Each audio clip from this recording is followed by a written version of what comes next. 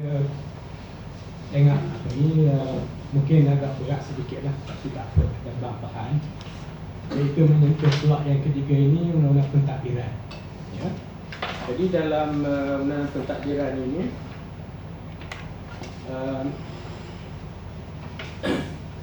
pertama sekali kita lihat dalam konteks kita di Malaysia lah, ya. Dalam konteks kita di Malaysia ni, kita walaupun kita mempelajari faraid itu, undang-undang diri orang Islam macam ni, kita kata faraid, tapi kita dapati tidak ada satu bentuk undang-undang bertulis mengenai faraid. Ya, di Malaysia ni nak cari enactment faraid ataupun enactment undang-undang pusaka Islam tak ada. Bukan tak nak buat.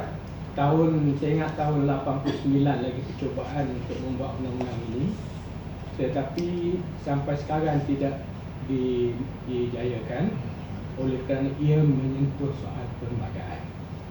Itu yang isu besar. Berbanding dengan negara-negara luar, ya.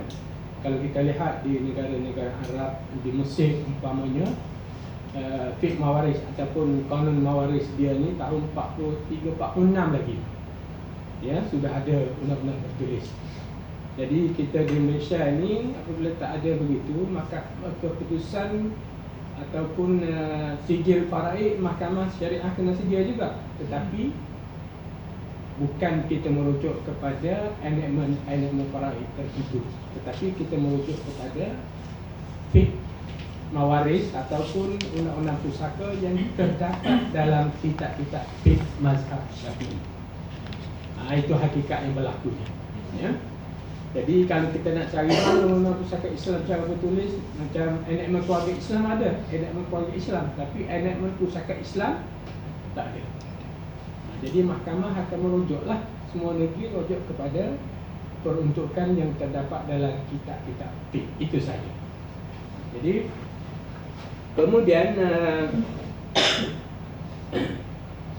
walau apapun kaedah pembahagiannya masih lagi mengikut apa yang isi amal di Mahkamah Syariah dia mengikut faraid Islam, tetapi bertulisnya tak ada, ya. Sebab itulah maknanya dari segi Mahkamah Syariah negeri-negeri itu agak kepandaian kebijaksanaan hakim sendirilah. Jadi kalau hakim tu rasa dia kata nak ikut mazhab lain, itu kurang kepada dia dah. Jadi itu kedudukannya. Tetapi kebanyakan mungkin tidaklah keluar daripada pandangan Syafi'i. Sebabnya enactment pentadbiran perundangan, apa-apa hukum syarak itu mesti merujuk kepada Syafi'i, kemudian barulah kepada tiga mazhab yang lain, ya. Tetapi kemungkinan ditulis dia kalau ada agak terbuka. Maknanya dia mungkin boleh mengikut pandangan Hanafi ke, Hanbali ataupun Maliki, ya. Jadi sebenarnya kita perlu sangat, tetapi percubaan dah 20 tahun, hampir 30 tahun dah nak buat enactment ini. Dan saya dengar akhir-akhir pengusi dia pun dah mati lama lah. Dia dimulai dengan di bawah jawatankuasa teknikal dulu, Tan Sri Allahyarham Tan Sri Ahmad Ibrahim, kemudian diikuti oleh Hakim Wal Muhammad, meninggal, kemudian Hakim Wal Muhammad, kemudian pergi kepada Nik Rashid, Datuk Nik Rashid, kemudian meninggal pula dah pengusi untuk ubah undang-undang ini. Kemudian pergi kepada Syekh Razali. Syekh Razali pun saya dengarnya baru-baru ni draft mengenai pure syariah faraid itu ada di AG, tapi tak bawa mana lagi lah. Jadi kebetulan saya pun jadi ahli dalam jawatankuasa teknikal itu untuk menggubal faraid, tetapi tak berjaya, ya, sebab dia menyentuh soal perlembagaan. Jadi yang berjayanya enactment wasiat itu pun bukan semua negeri wakaf. Dia 3 serangkai ni, 2 sahaja yang boleh siapnya, enactment wasiat dengan Selangor ambil dulu, kemudian diikuti oleh Negeri Sembilan dan Melaka. Sama juga dengan wakaf. Tapi pusaka tak boleh jalan, ya? Jadi itu yang berlakulah, gambaran dia. Jadi soal-soal amalannya kita ikut mazhab Syafi'i lah, ya. Okey. Baik, kita ni negara kita ada dalam negara ni, ada negara unitary state, ada federal state. Kita memilih untuk federal, negara persekutuan, ya. Jadi soal-soal pembahagian kuasa di antara negeri-negeri dengan persekutuan ini telah ditentukan dalam perlembagaan. Saya ambil contoh soal undang-undang diri, ya. Undang-undang diri nak letak di mana ni? Nak letak di bawah negeri ke undang-undang keluarga umpamalah. Undang diri itu undang keluarga termasuk faraid di situ. Jadi undang-undang diri ini kita mesti merujuk kepada jadual ke-9. Dalam perlembagaan itu ada jadual ke-9 dan di sana ada 3 senarai. Senarai yang pertama, senarai persekutuan. Jadi perkara-perkara yang termasuk dalam senarai pertama ni, senarai pertama, senarai persekutuan ini, perkara-perkara yang terletak di bawah bidang kuasa kerajaan persekutuan. Ya, ini di bawah 1 butiran 4I, 1 Roman dan 2 Roman ini. Di sinilah terletaknya pusaka berwasiat dan tidak di segi pentadbiran. Pentadbirannya terletak di bawah bidang kuasa persekutuan. Jadi soal katakan pentadbiran pusaka orang Islam, itu bidang kuasa kerajaan persekutuan. Yang negerinya senarai 21, 2 butiran 1, iaitu termasuk undang-undang diri, keluarga, termasuk pusaka berwasiat dan tidak berwasiat, itu di bawah bidang kuasa negeri. Artinya mengenai faraid ini terletak di bawah bidang kuasa negeri. Dua perkara berbeza tu. Maknanya undang-undang diri, faraid, bidang kuasa negeri, tapi dari segi pentadbiran pusaka itu di bawah bidang kuasa persekutuan. Ini timbul enactment pusaka tak boleh jalan itu, ya. Sebab apa? Masa Tuan Sri Ahmad Ibrahim dulu, dia nak pusaka, undang-undang diri dan juga pentadbiran itu semuanya nak pindah kepada negeri. Dia mahu macam tu sebab nak bagi perkasakan mahkamah syariah. Jadi soal orang Islam di segi undang-undang pusaka, faraid, kemudian dari segi pentadbiran pusaka kecil, pusaka besar, pusaka rangkaian orang Islam ini akan dipindah kepada negeri, dan ini memberi peluang kepada negeri menambahkan. Kalau sekarang ini hakim jenayah syariah, kemudian hakim mal, nak tambah pula hakim mengenai harta ni, sepatutnya ada di mahkamah syariah negeri-negeri. Tetapi tak berjaya. Masa tu Menteri di JPM tu Tan Sri Hamid Allahyarham, Hamid Osman, kita berjumpa dengan jawatan kuasa ini, dan dia pun dia kata kalau nak pindah jadual ini kena pergi ke parlimen lah. Jadi pada masa tu agaknya tak berjaya lah. Jadi akhirnya keputusannya kita turun kepada pentadbiran tu jangan sentuh, dia kata. Pentadbiran tu jangan sentuh, sila. Jadi pentadbiran pusaka ni kita jangan sentuh. Ini bidang kuasa persekutuan sebab tak mahu pindah perlembagaan. Jadi undang-undang diri sahaja yang kita buat mengenai faraid ni, dan ini terserah kepada negeri-negeri. Jadi draftnya telah dibuat macam tu, kemudian pergi kepada AG, dan sampai sekarang AG pun tak keluar juga lagi undang-undang itu tu, tak bawa ke parlimen lagi. Jadi itu kedudukan dia lah. Jadi pembahagian kuasa di antara negeri ini dalam jadual ke-9, senarai 1, pentadbiran pusaka di bawah bidang kuasa kerajaan persekutuan, ya, dan senarai 2, 1 itu di bawah bidang kuasa kerajaan negeri. Jadi di bawah senarai 1 butiran 4I, 1 dan 2 Roman itu, maka di bawah itulah wujudnya akta. Itu sumber kuasa dia. Wujudnya kalau kita lihat dalam pentadbirannya 2 akta saja, ya. Yang pertama sekali akta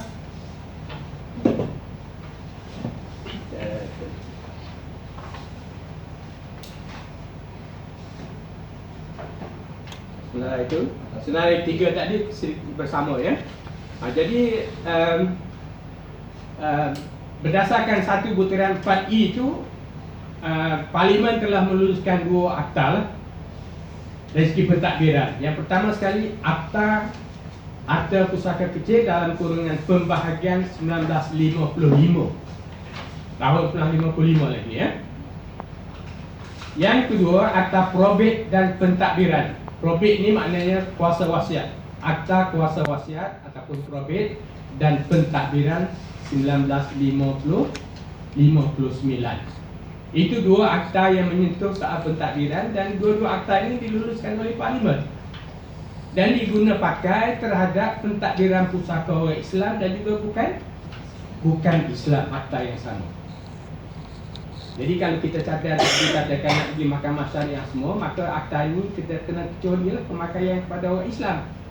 Itu kita nak cadar begitu, tapi tak lulus lagi, kena pindah perlembagaan, jadi tak boleh, jadi masih berjalan sehingga sekarang lah. Dan ada dua akta lagi, yang ketiga lah, iaitu Akta Perbadanan Amanah Raya 1995.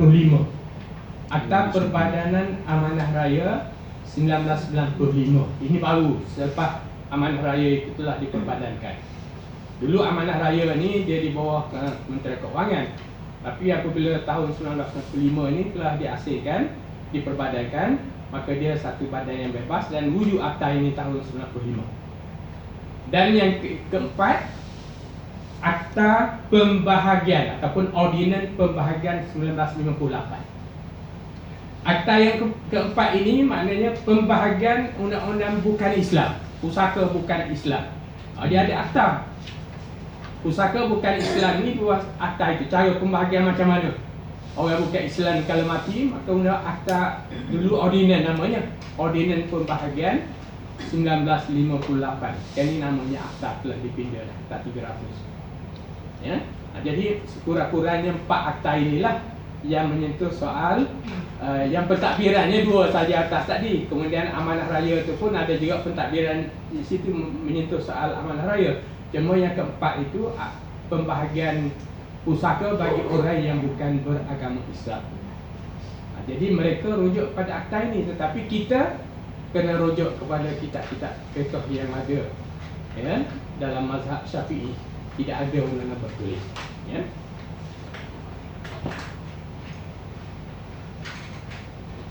Jadi undang-undang yang diluluskan di bawah ini, akta itu akta probate, akta kecil probate, kemudian akta perbadanan amanah raya 1945, kemudian ordinans ataupun akta pembahagian 1958. Itu 4 akta itu ya. Jadi yang 3 sajalah menyentuh pentadbiran, tetapi yang keempat itu pembahagian pusaka bukan Islam ya, bagi orang yang bukan beragama Islam. Okey. Baik, kemudian yang kita sentuh tadi, kalau senarai 21 merupakan senarai yang terletak di bawah bidang kuasa negeri, termasuklah undang-undang keluarga, undang-undang diri, termasuk pusaka berwasiat dan tidak berwasiat, undang-undang amanah Islam dan sebagainya, wakaf dan sebagainya, termasuk di bawah senarai 21 inilah ya. Jadi senarai 21 ini, dan jenayah pun ada dia nama juga dalam 21, tetapi jenayah yang hukumannya tertakluk kepada Akta Mahkamah Syariah bidang kuasa jenayah, di mana hukumannya tidak melebihi RM5,000, kemudian 3 tahun penjara dan sebat 6 kali sebat, kemudian mana-mana gabungan. Itu Akta Mahkamah Syariah bidang kuasa jenayah.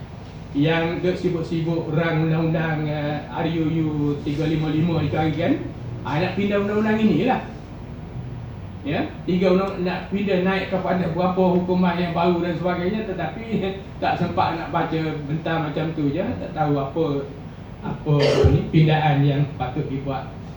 Adakah setakat nak naik bidang kuasa itu saja, ataupun ada undang-undang substantifnya, undang-undang jenayah. Itu tak pastikan ya. Jadi kita nampak dari segi bidang kuasa itu, pembahagian itu maknanya di antara perlembagaan yang tentukan, jadual ke-9, di antara kerajaan negeri dan kerajaan persekutuan. Jadi nature-nya federalisme yang kita ada ni, negara persekutuan ini, nature dia maknanya mengikut pembahagian perlembagaan federalism yang kita amalkan ini iaitu sebuah negara persekutuan yang kerajaan persekutuan lebih kuasanya berbanding dengan kerajaan negeri. Itu kedudukannya. Jadi kerajaan persekutuan ni macam durian lah. Kerajaan negeri timun saja. Ya. Kalau bercanggah peruntukan yang dibuat antara negeri dengan persekutuan, maka undang-undang persekutuan itu akan mengatasi undang-undang negeri. Itu kedudukannya.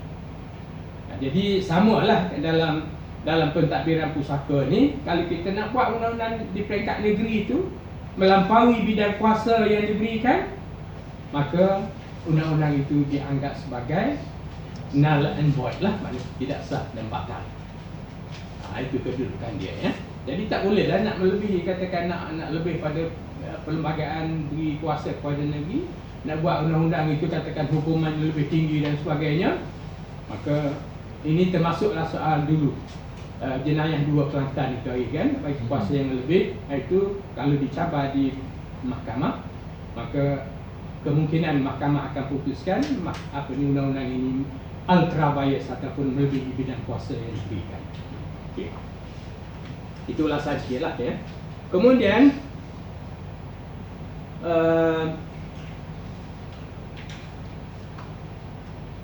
bangun diri, kemudian mahkamah syariah yang kedua tu, tidak ada bidang kuasa dalam perkara-perkara pentadbiran pusaka bagi orang-orang Islam. Tak ada. Mana dari segi pembahagian ada, dari segi menentukan sijil faraid ada, tapi nak mentadbirkan pusaka itu, maksudnya orang Islam apabila berlaku kematian nak pergi tuntut waris, nak pergi tuntut di mahkamah syariah untuk mentadbir pusaka daripada A sampai Z, tak boleh. Sebab tidak termasuk di bawah bidang kuasa mahkamah syariah. Mahkamah syariah hanya menentukan, mempunyai kuasa untuk menentukan sijil faraid itu saja. Jadi sijil faraid mahkamah keluarkan, tetapi sijil itu untuk mentadbirnya kena pergilah, sama ada kepada amanah raya ke, kepada mahkamah tinggi sivil ke, ataupun nak pergi kepada pegawai penyelesai pusaka, itu yang melakukan pentadbiran. Jadi pentadbiran pusaka itu bergantunglah, kalau pusaka kecil, mana bahagian pegawai seksyen pusaka, ya. Seksyen pusaka kecil, iaitu pegawai penyelesai pusaka di pejabat tanah.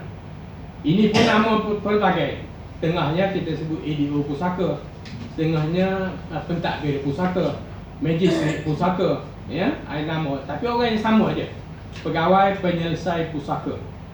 Maknanya dialah yang akan menerima permohonan notis untuk pusaka itu daripada A sampai Z, sampai perintah dikeluarkan. Tetapi dalam tu dia kena minta lah sijil faraid. Itu kedudukannya. Sijil faraid tadi dipakailah untuk menyelesaikan pembahagian, tetapi pentadbiran bukan di mahkamah syariah. Okey, ya. Jadi mahkamah katakan, oh saya nak selesai pusaka ni, nak arah supaya tanah ni tukar kepada waris ni dan sebagainya. Itu tak boleh. Bukan bidang kuasa mahkamah syariah. Okey, kemudian kategori jenis harta pusaka. Dalam pentadbiran pusaka di Malaysia ini, berdasar kepada akta-akta tadi kan, akta pusaka kecil pembahagian 55, akta probit pentadbiran, akta perbadanan amanah raya, itu 3 undang-undang itu, maka harta pusaka ni terbahagi bagi orang Islam dan bukan Islam, terbahagi kepada 3 jenis. Yang pertama sekali, harta pusaka kecil, ya. Harta pusaka kecil.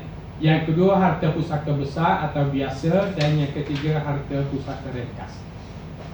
Apa maksud ketiga-tiga ini?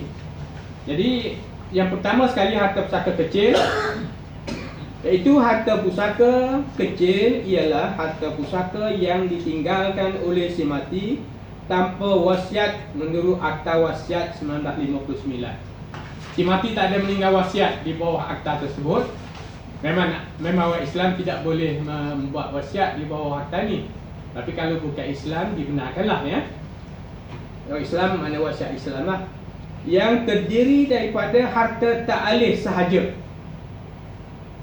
Maknanya pusaka kecil ini Orang Melayu kebanyakannya, sebab Akta 1955 ni digubal permulaan sekalinya dalam tahun 55 itu di Kelantan. Undang-undang ini dibuat di Kelantan sebab orang Islam, orang Melayu ni apabila mati paling tak ada harta pun ada tapak rumah, harta ta'lif. Jadi pusaka kecil ni sama ada harta ta'lif sahaja, kena ada harta ta'lif, tanah, kebun dusun dan sebagainya, ataupun harta harta ta'lif sahaja, atau campuran antara harta ta'lif dan harta alif yang nilaian keseluruhannya tidak melebihi 2 juta. Ini pun 2 juta ni baru naik daripada 600,000 tahun 90-an tadi. Daripada ketidak sampai bawah 600,000 Tetapi 2 juta ni sehingga sekarang maknanya belum pindah lagi lah.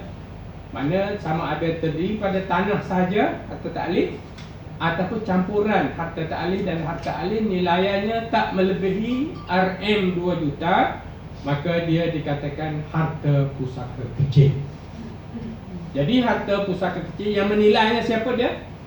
Apabila buat tuntutan pusaka di pejabat tanah, ADO pusaka tu ataupun pegawai penyelesai pusaka tu, dia akan nilai harta-harta si mati yang ada, tanahnya berapa, wang simpanan, harta alih dan sebagainya, campur-campur semua nilaiannya tak lebih 2 juta, maka dia kata okey, ini pusaka kecil, bidang kuasa saya lah, dia kata kan pusaka tu. Tapi kalau nilainya melebihi 2 juta, dia kata ini bukan bidang kuasa saya, kena pergi mahkamah tinggi. Sebab itu pusaka besar. Pusaka besar ataupun pusaka biasa lah. Jadi ini mahkamah tinggi sivil lah, bukan mahkamah tinggi syariah. Mahkamah tinggi sivil. Kemudian kalau si mati itu ada meninggalkan harta alif saja, tak ada tanah, nilaiannya bawah pada 600,000, maka dia dikatakan harta pusaka ringkas. Dia ada simpanan dalam akaun tabung haji, dalam akaun pen dan sebagainya, tapi tak melebihi 600,000, maka itu dikatakan harta pusaka ringkas. Kalau melebihi harta pusaka, katakan wang simpanan dan sebagainya melebihi 600,000, maka dia bukan dia masuk di bawah kategori pergi ke mahkamah tinggi sivil juga, ya. Sebab 600,000 lebih tu, ya. Jadi mahkamah tinggi sivil ni sama ada 600,000 terdiri pada harta alih sahaja ataupun lebih pada 2 juta, maka itu bidang kuasa mahkamah tinggi sivil. Jadi di mana faraid yang dipakainya? Jadi pegawai pusaka tadi akan minta mohon sijil faraid daripada mahkamah syariah. Mahkamah akan keluarkan sijil faraid. Jadi bahagian-bahagian tertentu saham waris-waris tadi, maka sijil itu difailkan berada dalam fail notis pusaka di pegawai pusaka di pejabat tanah itu. Jadi masa perbicaraan baru dia panggil dan sijil itu dikeluarkan, maka dia akan tanyalah nak ikut faraid ataupun nak ikut cara muafakat yang kita sebutkan dia cari. Jadi waris-waris kalau dia tengok, dia tahu tu dia dapat sekian banyak dalam faraid, tetapi dia kata kami setujulah untuk selesai cara muafakat. Anak lelaki, anak perempuan nak bagi sama banyak, umpama dah. Itu kena setuju dengan syarat setuju semua. Okey. Tapi yang dibuatnya adalah di peringkat pegawai pusaka itulah. Oh, naik. Tersalah tekan. Power tak ada. Okay.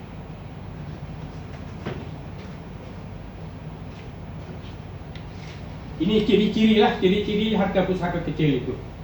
Yang pertama sekali, si mati tidak meninggalkan wasiat di bawah Akta Wasiat 1959. Jadi ini biasanya berkaitan dengan orang bukan Islam lah. Kalau katakan bukan Islam meninggal, kemudian dia tak buat wasiat di bawah Akta 59 ni.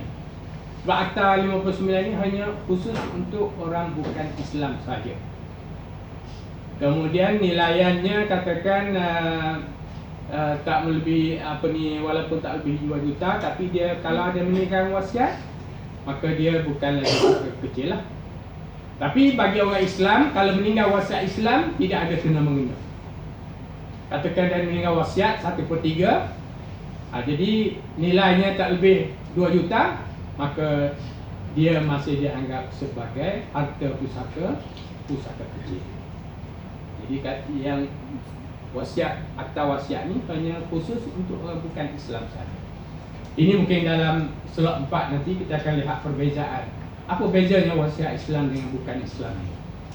Ya, secara umumnya maknanya kita wasiat Islam ini tertakluk pada kadar 1/3. Tetapi bagi bukan Islam, di waktu wasiat ini boleh dibuat kepada waris pun boleh. Kadarnya tidak terikat dengan kadar 1/3. Semua harta nak wasiat pun tak menjadi masalah. Atau dia nak wasiat kepada binatang, kepada kucing kesayangan dia pun, itu dibolehkan. Tapi dalam Islam nak wasiat kepada kucing tak boleh lah, ya. Jadi itu berbezanya. Mana segi kadarnya berbeza, penerima juga berbeza. Dan apa ni, maknanya peraturan wasiat Islam itu agak lebih khusus sedikit lah, ya. Yang kedua, ciri yang kedua, si mati hendaklah mempunyai harta ta'alih. Maknanya kena ada tanah juga, tapak rumah ke ta'alih, ataupun campuran di antara harta ta'alih dan harta alih. Maknanya paling tidak kena ada tanah. Kalau tinggal harta alih sahaja, bukan pusaka kecil. Maknanya kena ada tanah ke, tapak rumah ke, baru dia katakan pusaka kecil.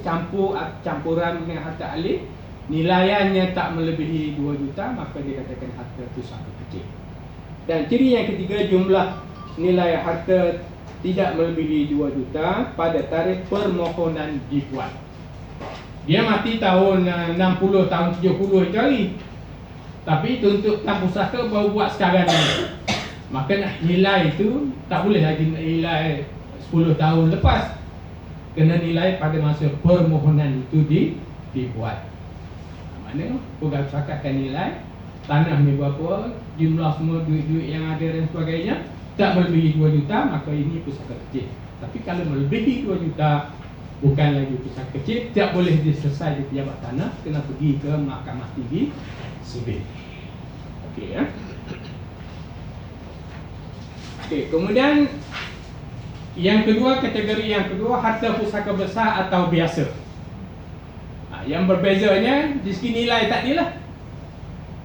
Nilai 2 juta ke atas, ataupun kalau bawah 2 juta hingga 600,000 hingga ke 2 juta tu, harta alih sahaja pun, itu pun dikatakan pusaka besar jugalah. Ya. Jadi ciri yang pertamanya, harta pusaka yang ditinggalkan oleh si mati yang nilaiannya melebihi 2 juta, RM 2 juta. Ya, nilaiannya melebihi RM 2 juta, maka dikatakan pusaka besar ataupun biasa. Ya. Yang kedua, dia boleh terdiri pada harta alih sahaja. 2 juta tu harta alih sahaja, ataupun harta tak alih sahaja, ataupun campuran antara harta tak alih dan harta alih. Campuran dia tu tak melebihi, yang melebihi 2 juta, ya. Sama ada harta alih sahaja, tak alih sahaja, ataupun campuran di antara kedua-duanya. Ya. Yang ketiga, ia juga termasuk harta pusaka berwasiat di bawah Akta 59, walaupun nilai yang kurang daripada 2 juta, sebab dia meninggalkan wasiat di bawah Akta Wasiat 59. Ini bagi bukan Islam lah. Nilainya tak melebihi 2 juta, tetapi dia ada meninggalkan wasiat. Ya, ada meninggalkan wasiat, maka walaupun tak melebihi 2 juta, oleh kerana dia meninggal wasiat di bawah Akta Wasiat 59, maka dia dikatakan harta pusaka besar. Okey, itu perbezaan, ya. Okey. Yang ketiga, kategori ketiga, harta pusaka ringkas. Pusaka ringkas ini harta pusaka yang terdiri pada harta alih sahaja. Si mati ada akaun tabung haji, ada akaun simpanan bank, ada barang-barang kemas, harta-harta alih sajalah. Ataupun kalau di peringkat kampung ada kambing, biri-biri, lembu, kerbau dan sebagainya, itu harta alih, nilaiannya tak melebihi 600,000, maka dia dikatakan harta pusaka pusaka ringkas. Pusaka ringkas ni maknanya makna waris tadi ya boleh membawa sijil faraid itu pergi tuntutlah. Kalau dia ada dalam akaun bank dan sebagainya, cuma setengah tu bank tu dia kata oh dia nak surat takbir pusaka lah. Surat takbir pusaka ya. Surat pentadbiran. Jadi kena bawa.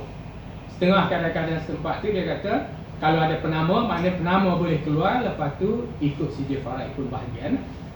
Ini bergantung ya. Kalau bank Islam dia nak surat takbir pusaka. Kalau akaun tabung haji, oleh kerana kalau ada penama, KWSP ada penama, maknanya penama akan keluarkan dan dibahagi cara sijil faraid tadi lah. Itu bagi orang Islam lah. Jadi ini dikatakan pusaka ringkas. Jadi ringkas maknanya simple sikit lah. Maknanya boleh selesai tadi, maknanya waris sendiri boleh dapatkan. Kalau nak dapat surat takbir, kuasa takbir itu, maknanya minta surat daripada mahkamah. Kemudian ataupun setengah tu ada penama, maknanya penama tu buat keluar. Cuma kena ingat, penama yang dilantik ni bukan hak dia seorang sahaja. Itu kena ingat. Dia sebagai pemegang amanah. Dia boleh mengeluarkan wang ini, wang harta tak alih ini, pusaka ringkas ini, dia keluarkan. Lepas tu, ambil contoh KWSP lah. Dia keluar, kemudian kalau 50,000, 100,000 dan sebagainya, kemudian wang itu hendaklah diagihkan kepada waris mengikut sijil faraid. Setengah banyak berlaku ni. Nama dia letak nama isteri sebagai penama. Isteri pun dapat tu belanja, saya dapat enjoy, saya seorang je dapat 100,000 dia kata. Ini salah. Maka ada orang-orang yang lain itu. Jadi ingat, penama maknanya ikut fatwa kebangsaan pun, penama-penama dalam kumpulan wang simpanan pekerja adalah sebagai wasi ataupun sebagai pemegang amanah. Dia boleh mengeluarkan wang tersebut dan wang itu hendaklah diagihkan mengikut hukum faraid. Itu jelas. Jadi keluarkan kan untuk dia, tetapi untuk waris-waris mengikut sijil faraid. Kalau ada penama, kalau tak ada penama, maknanya keluar, maknanya ikut waris, pada waris ikut faraid lah. Itu nak peranan sijil faraidnya di situ je. Mana sijil yang dikeluarkan, isteri dapat berapa, anak dapat berapa, ya? Suami dapat berapa, umpamanya itu semua tu, anak perempuan dapat berapa, itu sijil itu dipakai. Kemudian agihkan, kalau 100,000 dapat KWSP, maknanya agihkan ikut sijil faraid. Itu ya. Jadi kena ingat, penama ni bukan pemilik mutlak, bukan. Dia sebagai pemegang amanah. Dia boleh mengeluarkan dan wang itu hendaklah diagihkan mengikut hukum faraid. Ya. Jadi ringkas atau pusaka ringkas ini harta alih sahaja yang terdiri pada harta alih dan nilainya tak melebihi 600,000. Ini tak naik lagi pindaan kepada 2 juta juga. Dia berhenti setakat 600,000 dulu, tak pindah. Kalau melebihi 600,000, dia kena pergi mahkamah tinggi juga. Ya. Jadi di sini mungkin kalau waris sendiri tak mau tuntut pusaka ringkas itu, boleh gunakan perkhidmatan peguam. Tetapi bagi kategori pertama tadi, atau pusaka kecil, nak menggunakan perkhidmatan peguam tidak dibenarkan, kecuali dengan kebenaran daripada pegawai penyelesai pusaka. Sebab bawah 2 juta ni dia anggap pusaka orang tak berapa banyak harta kan. Jadi kalau diguna ambil dah peguam pula berapa peratus di situ, jadi habislah dia kata ya. Jadi pegawai pusaka, sedangkan akta pusaka kecil diperkenalkan itu adalah untuk menjimatkan kos dalam tuntutan pusaka. Itu pun ramai orang Islam di setengah-setengah negeri itu, maknanya pusaka kecil ni apabila berlaku kematian tak tuntut pun. Duk diam saja, dia duk pakai guna tanah orang lain, duduk atas tanah dan sebagainya dah. Itu tak betulnya. Kalau harta tu anak yatim, dia makan harta anak yatim lah sampai bila-bila. Itu ya. Jadi tujuan diperkenalkan di Kelantan peringkat awal dahulu tahun 55 tu, maknanya mungkin masa tu dia tahu dah, sebab Hakim Wan Muhammad ni dia yang menggubahkan akta ni, Rajaham Wan Muhammad dulu. Dia pegawai pusaka di Kelantan dan dia memperkenalkan akta ini 55 ini. Sebab dia faham dalam Kelantan ni apabila berlaku kematian, pusaka dia tak tuntut. Nanti biar macam tu berpuluh-puluh tahun untuk guna duit, dia guna tanah orang lain, dia kata dia tak merasa bersalah pun. Jadi itu kemudian diikuti, diperluaskan akta tadi kepada negeri-negeri lain. Jadi Kelantan yang mula-mula, kemudian diikuti negeri-negeri lain lah. Okey, kemudian undang-undang yang diguna pakai dalam tuntutan pusaka. Kalau pusaka kecil ni, dia menggunakan akta tadilah, akta pusaka kecil pembahagian 1955. Undang-undang itu sahaja dia pakai. Ini dari segi pentadbirannya. Tetapi plus lagi faraid lah di situ. Mana negeri akan tentukan faraid di samping akta pentadbiran itu. Yang kedua, pusaka besar ni akta probate dan pentadbiran. Pusaka besar ataupun pusaka biasa yang dipakainya adalah akta probate dan pentadbiran 1959. Dan yang ketiga, pusaka ringkas ini dia di bawah akta Perbadanan Amanah Raya pun ada, di bawah akta pusaka kecil pun ada. Akta pusaka 97 tu ni. Probate pun ada, akta pusaka kecil pun ada, dan akta Perbadanan Amanah Raya pun ada. Ya. Jadi itu undang-undang yang terlibat yang digunakan pakai dalam tuntutan pusaka, dalam pentadbiran pusaka itu, ya. Okey. Di samping undang-undang pentadbiran itu, ada undang-undang yang berkaitan dengan pentadbiran pembahagian harta pusaka di Malaysia ini, dikenakan kepada orang Islam. Di samping undang-undang akta pusaka kecil pembahagian 55, akta probate pentadbiran, akta Perbadanan Amanah Raya, ada beberapa jenis undang-undang. Yang pertama sekali ialah Akta Tanah Kawasan Penempatan Berkelompok 1960, GSA. Jadi walaupun kalau si mati itu tinggal di tanah rancangan Felda, Peltra dan sebagainya, tanah berkelompok ini, apabila berlaku kematian, maka dari segi faraidnya katakan suami akan dapat sekian banyak, isteri sekian banyak, dapat anak sekian banyak, tetapi cara pembahagian dia itu, tanah itu tidak boleh dipecah-pecahkan. Sebab GSA telah menentukan nak pecah 10 hektar tu, nak pecah kepada jadi 2 hektar, 2 hektar, 2 hektar, tidak dibenarkan dibuat GSA. Jadi kena berpakat lah.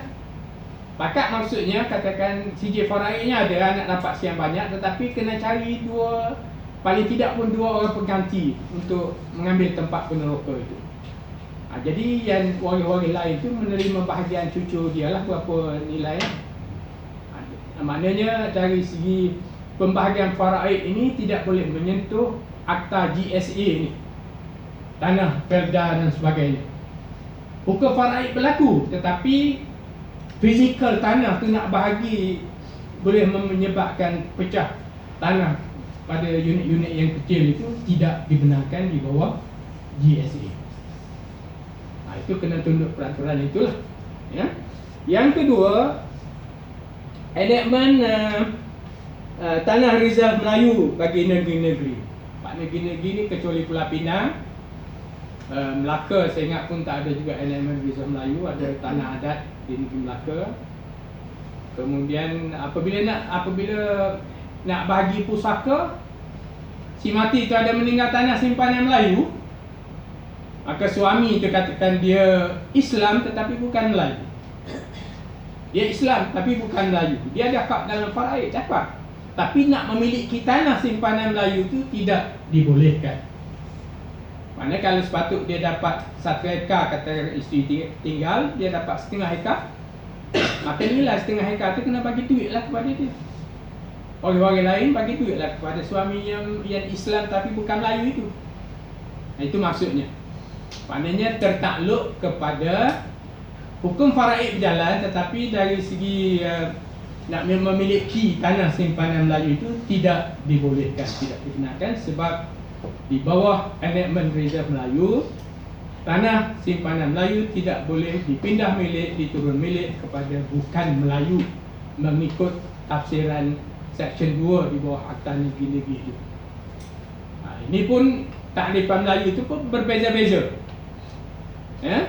Ada setengah kalau di Johor Melayu termasuk keturunan Arab pun Melayu juga. Itu kena tengok pula tafsiran Seksyen 2 Takrifan Melayu di bawah enakmen negeri-negeri itu. Okey. Kemudian yang ketiga, enakmen pentadbiran perundangan Islam negeri-negeri. Ini enakmen pentadbiran katakan. Ini berkaitan dengan harta pencarian. Dalam enakmen pentadbiran ini ada mengenai harta pencarian. Mana sebelum difaraidkan, suami atau isteri salah satu pihak yang hidup tadi berhak untuk menuntut harta pencarian terlebih dahulu. Jangan tak tuntut. Kalau ada sepencarian antara suami isteri, maka tuntut dulu harta pencarian itu. Lepas tu barulah kata mahkamah syariah kata, okey, suami dapat separuh, isteri dapat separuh, kemudian yang separuh si mati itu baru menjadi harta pusaka lah. Jadi kalau katakan suami mati, isteri dapat separuh harta pencarian, campur lagi haknya dalam faraid berapa daripada harta suami tadi. Sama juga sebaliknya. Jadi kena tuntut dulu harta pencarian. Jadi kalau mahkamah putuskan pasangan tadi tiap-tiap orang tu dapat 1/2 bahagian, 1/2 bahagian, maka bahagian yang hidup itu mahu menjadi faraid lah, menjadi harta pusaka. Okey, kemudian enakmen undang-undang keluarga Islam negeri-negeri pun ada juga peruntukan yang berkaitan dengan apa ni, sebelum difaraidkan, mungkin nafkah tertunggak tak bayar dan sebagainya sampai ke mati. Jadi isteri berhak untuk menuntut nafkah anak dahulu, tolak semua sebab ia hutang. Tolak semua barulah difaraidkan. Ya. Kemudian enakmen wasiat orang Islam. Ini 3 buah negeri. Saya difahamkan Kelantan pun buat, tapi saya tak tengok lagi dia punya salinan enakmen itu ya. Tapi yang pasti adanya enakmen wasiat negeri Selangor. Enakmen 2000 berapa dah lupa dah. 2000 berapa siapa ingat? Selangor. 2000 dah lupa. Wasiat Selangor tak apalah tahun tu. Enakmen wasiat negeri Sembilan, enakmen wasiat Melaka.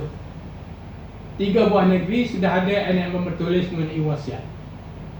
Jadi kalau katakan ada waris-waris yang buat wasiat dan sebagainya sebelum difaraidkan, kita tolak dulu wasiat yang dibuat di bawah enakmen ini. Keluarkan dulu.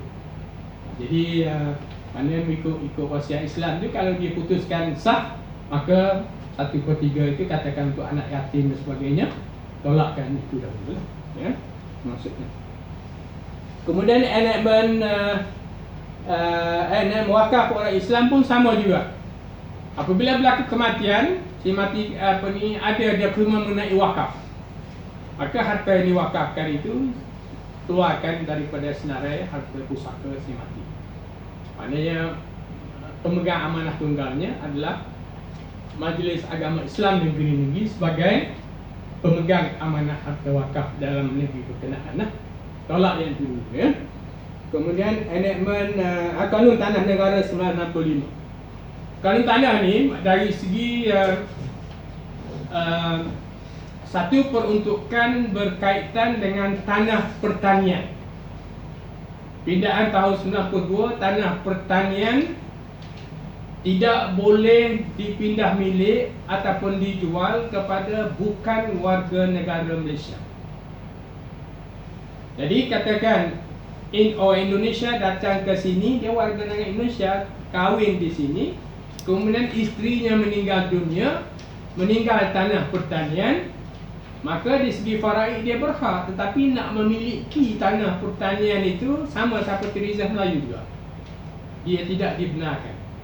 Sebabnya kanun tanah tidak membenarkan tanah pertanian ini dipindah milik, sama sekali tidak boleh dipindah milik kepada bukan warga negara.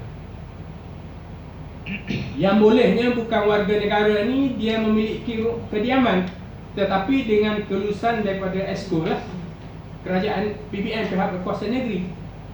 Itu pun rumah yang 500,000 ke atas. Mungkin akan naik lah ya. Sekarang yang amal lepas-lepasnya 500,000 ke atas, barulah dia boleh memiliki, tapi dengan kelulusan daripada PBN, pihak berkuasa negeri. Yang dia bebas boleh milikinya adalah tanah kategori industri. Sebab ini nak tarik pelaburan.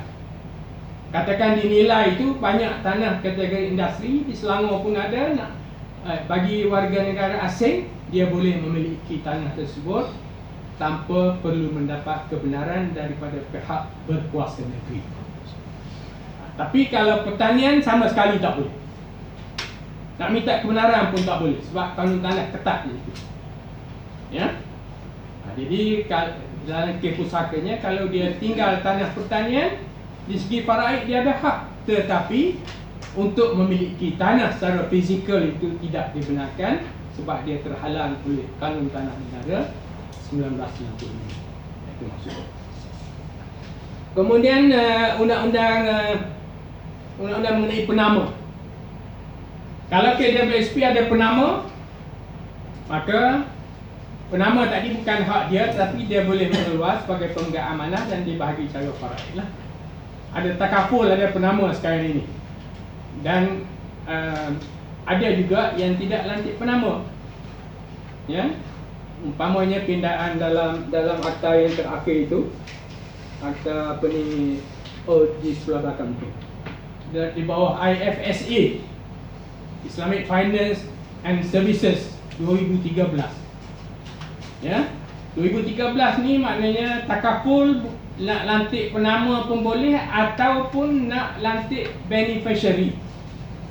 Beneficiary maksudnya dia menggunakan hibah bersyarat.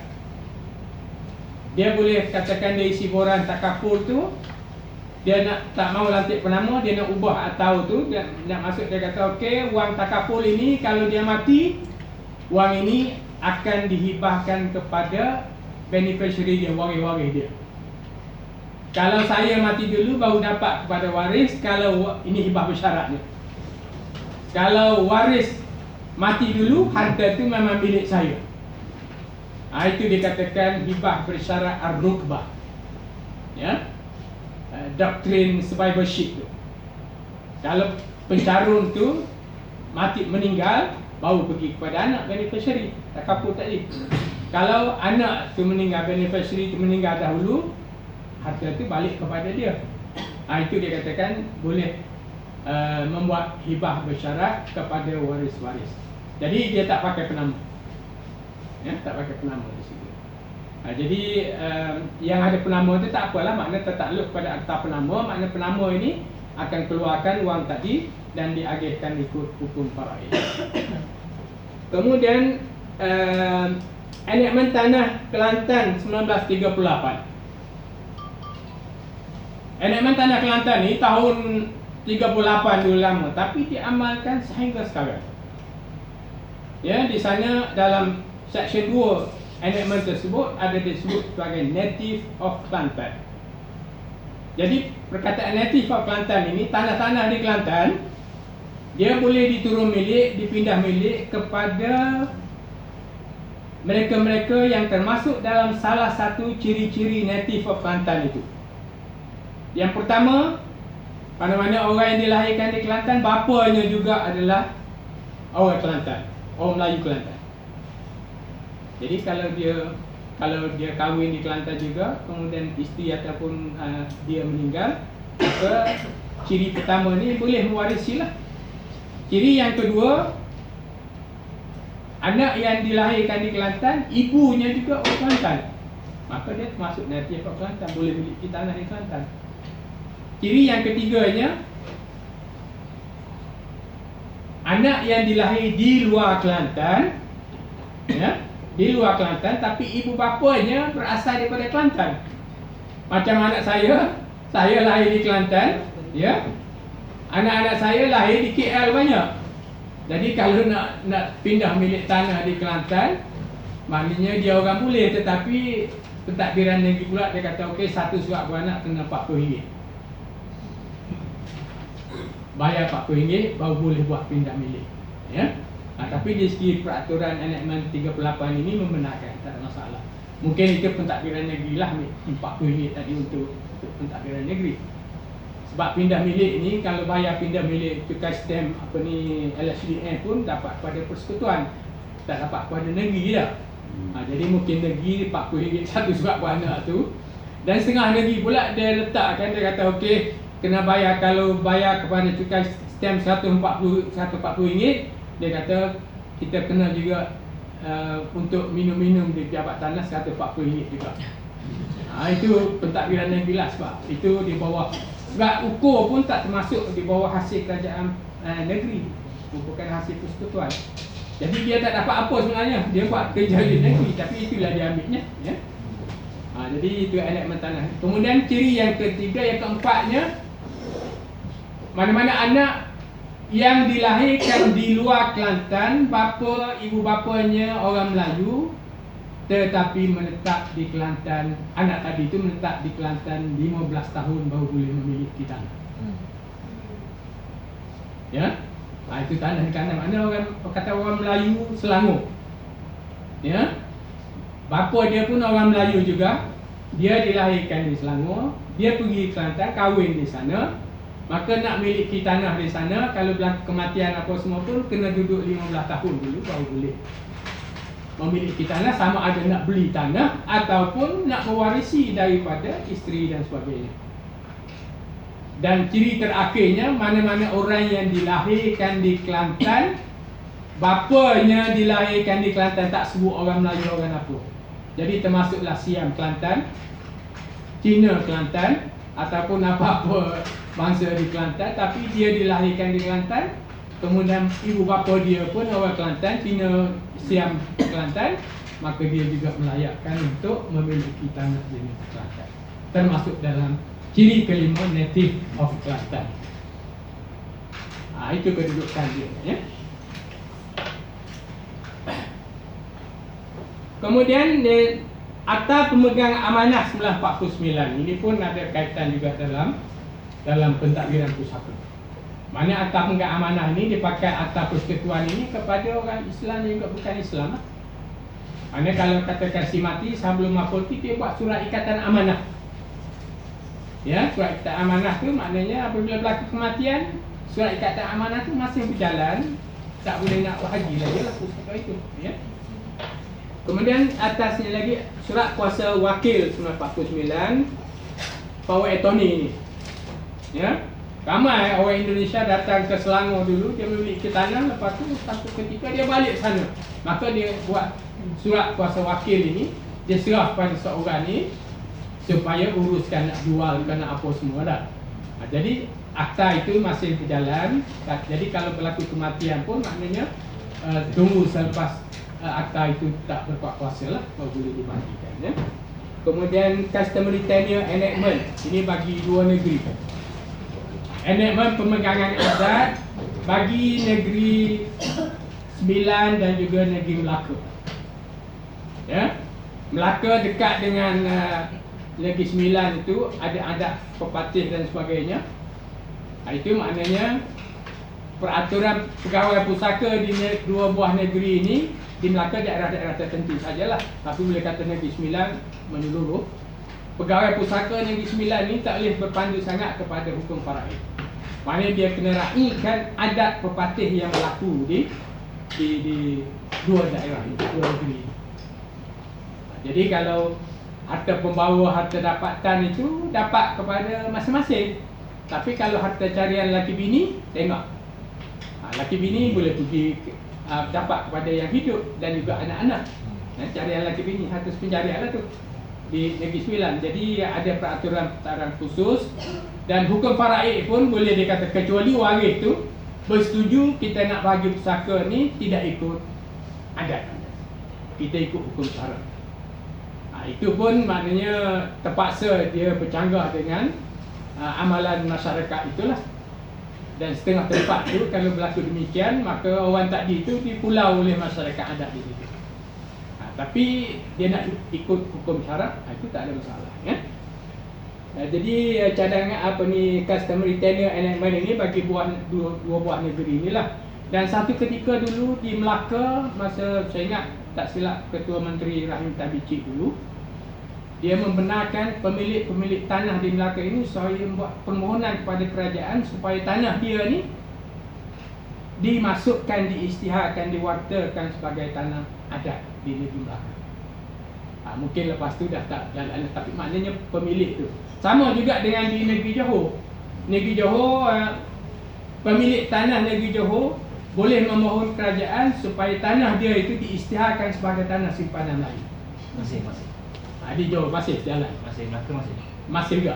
Maknanya ada kebenaran itu. Jadi ada implikasi baik. Dia nak jaganya supaya tanah tu tak pergi kepada itu dah. Nak jaga tanah itu. Tapi implikasinya tak dia lah. Maknanya golongan-golongan tertentu sajalah. Kalau di Johor pun kalau dia minta isytihar tanah dia itu sebagai simpanan Melayu, maka dari segi pasarannya mungkin slow sikitlah berbanding dengan tanah-tanah yang luar daripada Reserve Melayu.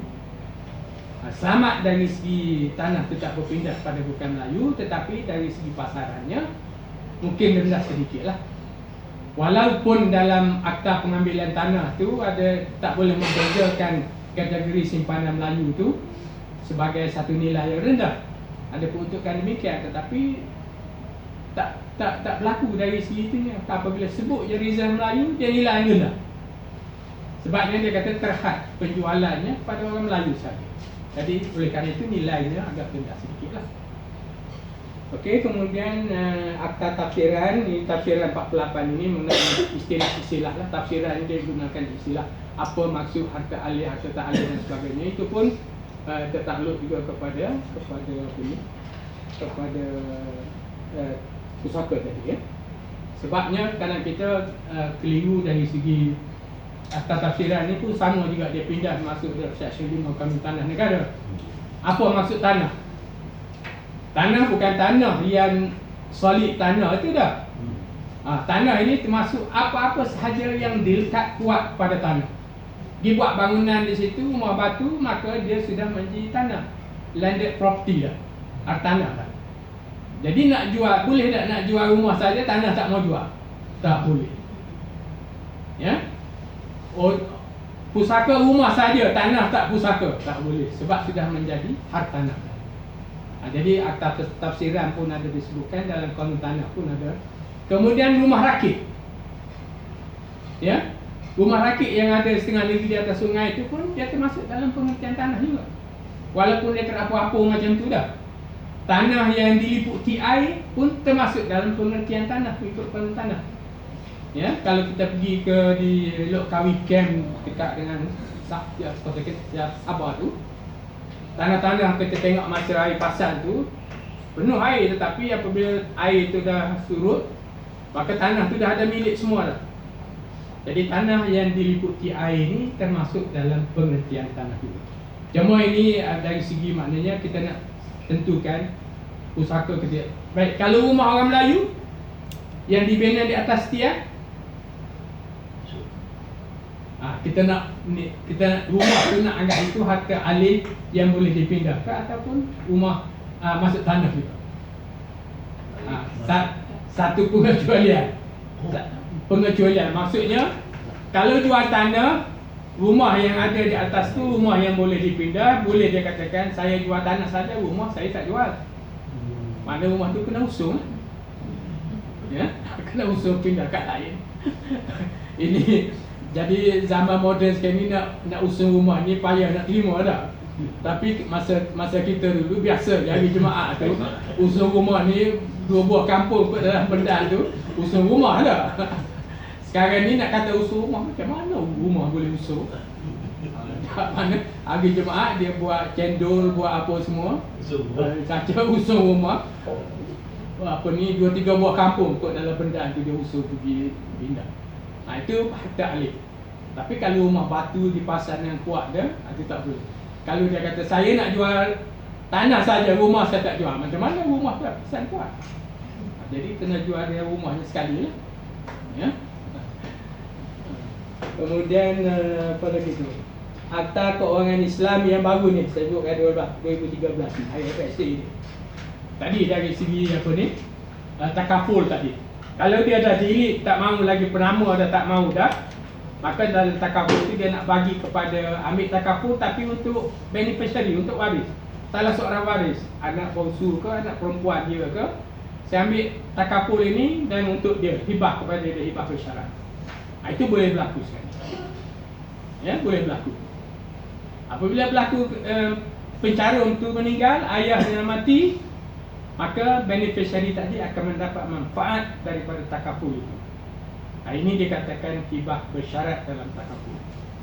Mana bersyaratnya? Apa dia? Kalau mati ayah dahulu, harta itu dapat kepada anak. Kalau mati anak dahulu, harta itu balik kepada ayah tadi. Jadi sekarang ni macam seolah main-main tak? Tapi dalam pasaran dah ada. Demikian juga dengan akaun bersama. Pelaburan amanah, dana amanah umpamanya di antara suami isteri, dia tak ada waris lagi dah. Maka pasangan tadi boleh membuat dalam akaun bersama tadi, dia kata, dia buat perjanjian, dia kata kalau saya mati dulu dapat kepada awak lah. Kalau awak mati dulu dapat kepada saya. Dia boleh buat perjanjian itu dan diiktiraf. Boleh berlaku. Ini yang sekarang ni hibah bersyarat ni dulu banyak tentangan. Wasiat Syok dulu banyak tentangan sebab kita perkenalkan hibah bersyarat ini. Dan di Amanah Raya pun ada juga, tapi dia stop sekejap. Sebab satu kes tu di Amanah Raya dulu, seorang pencen kerajaan duduk di Seri Petaling, dia ada sebuah rumah dalam 70,000 je. Kemudian apabila ayah meninggal, anak-anak ni pergi kepada ARB, kenapa rumah ni tak pindah kepada nama dia lagi? Kelang kabut ARB tu. Ya? Jadi akhirnya seorang peguam pergi sebelah anak tu, dia kata saya nak tuntut 10 juta sebab tak pindah rumah ni kepada anak tadi. Maka dia semak-semak dokumen. Maka dalam dokumen itu ayahnya buat hibah bersyarat. Hibah bersyarat maksudnya kalau ayah mati baru boleh pergi kepada anak. Kalau anak mati balik kepada ayah. Jadi dalam kes itu ayah mati. Jadi ARB kata ni baru nak pindah lagi sebab dia baru mati dah. Anak nak tuntut. Akhirnya peguam tu pun tak nak 10 juta tadi tu, dia tak berani tuntut lah. Sebab kalau pergi mahkamah pun, sebab kembali itu hibah bersyarat baru nak pindah. Jadi dia nak tuntut tu sebab dia kata kenapa rumah ni tak pindah kepada dia lagi. Jadi itulah maknanya dalam kes yang hibah ar-rukbah ini sebenarnya telah selama ni dikritik. Dia kata macam main-main pula, ada rukbah pula dah. Mati yang ni dapat kepada ni, mati yang ni dapat kepada balik kepada ni dah.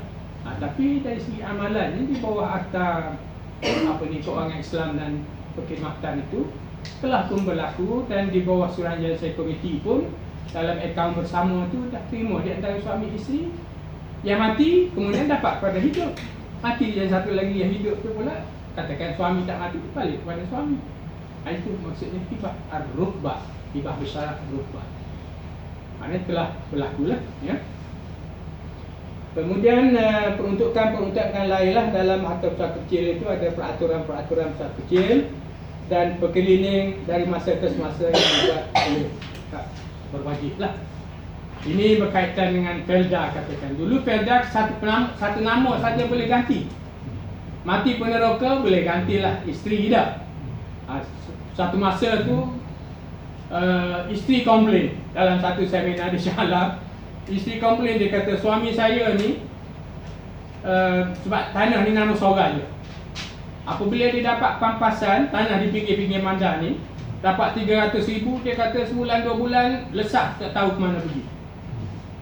Dapat 300,000 kepada dia seorang je.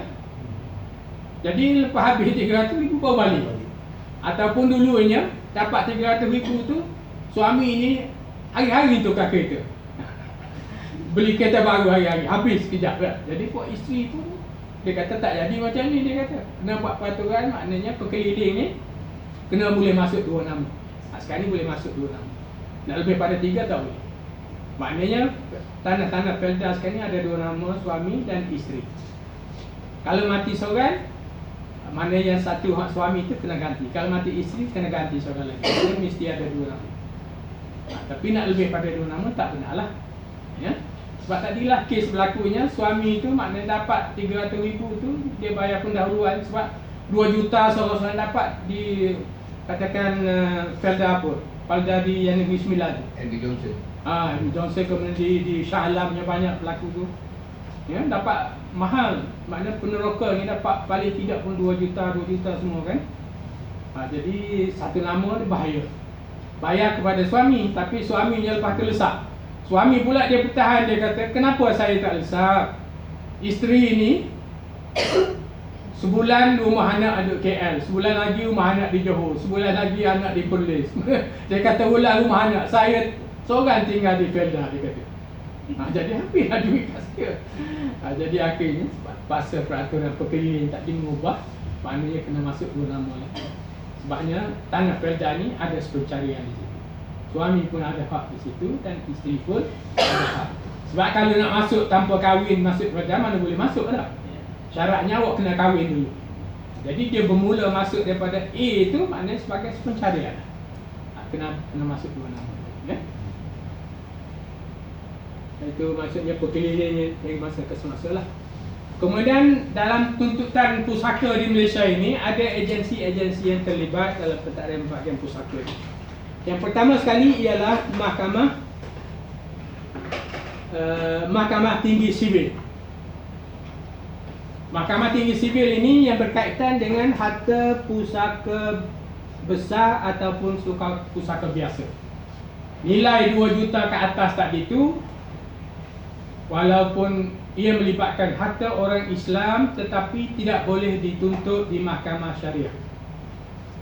Dari segi pentadbirannya, kena pergi tuntut mahkamah tinggi ini. Ada sebuah dia dalam ada tempat dia dalam sebuah negeri, di ibu negeri, katakan di Selangor, di Shah Alam. Mana pusaka ini, pusaka besar 2 juta ke atas ini, Islam dan bukan Islam kena tuntut di mahkamah tinggi sivil.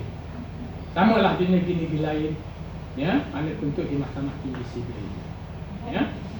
Yang kedua, pentadbir tanah atau seksyen pembahagian pusaka kecil ini.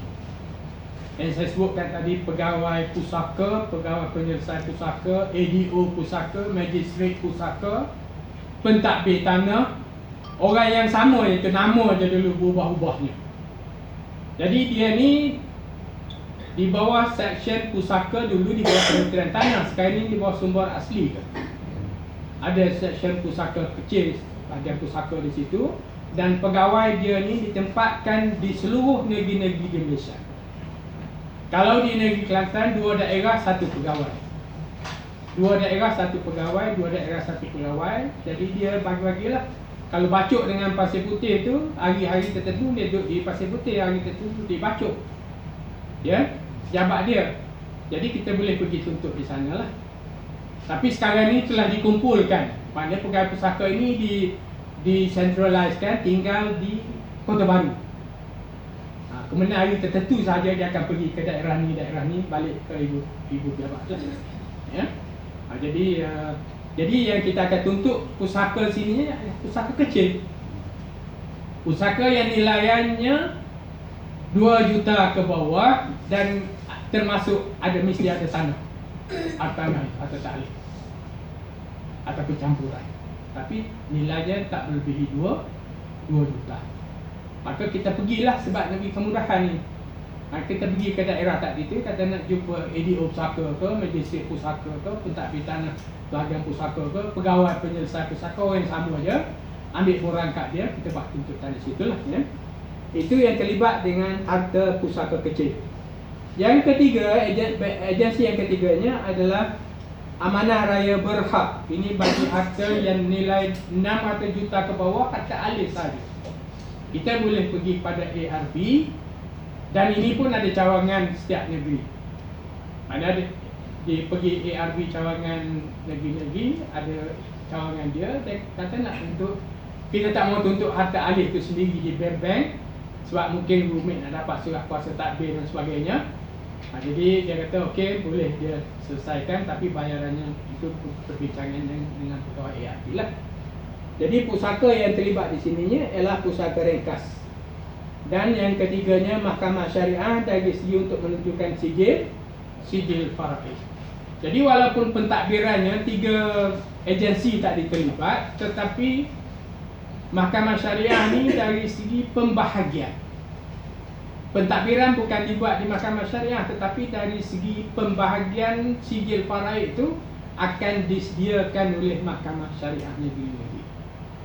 Jadi kalau kita nak minta sendiri pun boleh. Kalau pegawai pusaka pun akan minta dan bagi sijil faraid, maka baru dia panggil perbicaraan tadi. Walaupun diselesaikan di mahkamah tinggi sivil, tetapi pembahagian bagi orang-orang Islam adalah mengikut hukum faraid lah. Sijil faraid itu dipakai.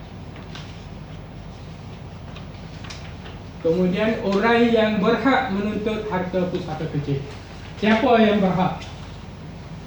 Orang yang boleh menuntut, diberi kuasa di bawah akta pusaka kecil ini. Di bawah Seksyen 8 itu ada diperuntukkan. Yang pertama, waris-waris yang mati seperti dipanggil next of kin, ya, waris kadim. Waris kadim ini seperti suami, isteri, anak-anak lelaki dan perempuan, kemudian ibu bapa atau baitul mal, masuk baitul mal. Kalau si mati meninggal dunia, tak ada waris tadi, yang ada hanya baitul mal, hak dia, maka baitul mal pun berhak untuk menuntutlah. Jadi kalau suami mati, mungkin isteri boleh, yang hidup tu boleh menuntut. Ataupun kalau dia agak rumit, lantik seorang anak yang sulung, ataupun ibu bapa, ibu dan bapa boleh menuntut, diberi kuasa di bawah Seksyen 8 Akta Pembahagian Pusaka Kecil. Itu yang pertama. Yang kedua, si pemihutang, pemberi hutang dan pengcaveat. Pengcaveat itu hujung tu, VEAT. Pengcaveat. Tu A tu. V, pengcaveat, caveat. Pemihutang maknanya orang yang beri hutang kepada si mati.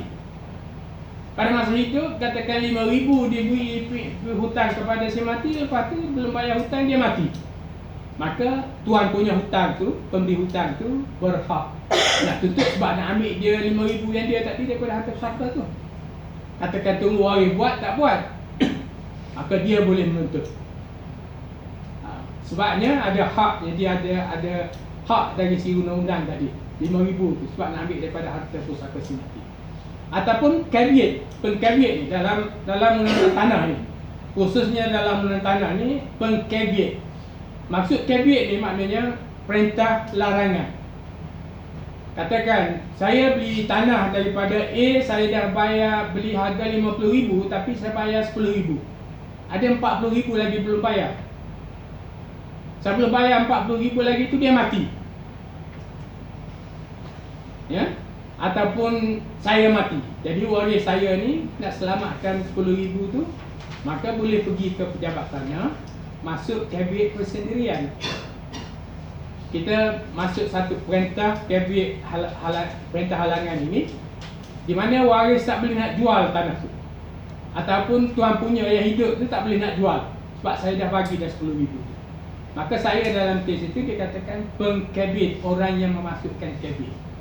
Jadi orang yang masuk caveat ni maknanya kalau berlaku kematian, katakan tuan punya tanah, dia terima dah 10,000 tapi 40,000 lagi saya tak bayar lagi, maka saya sebagai pengcaveat ni boleh menuntut harta pusaka sebab nak cover tadi tu. Saya bayar 40,000 lagi, maka tanah dapat pada saya lah, tak termasuk harta pusaka lah.